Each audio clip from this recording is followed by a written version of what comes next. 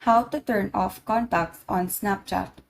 So first is to go to your settings application and then scroll down until you find apps.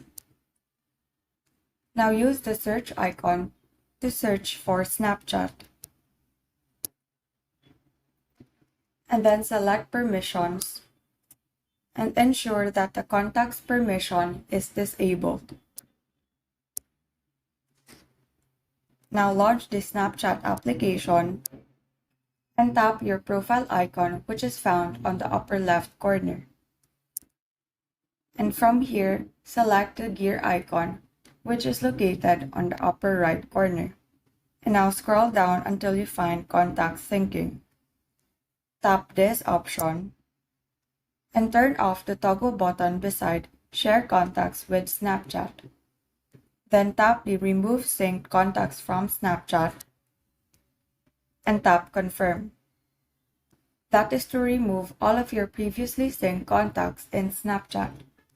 And so that is how you turn off contacts on Snapchat. Thank you and have a great day.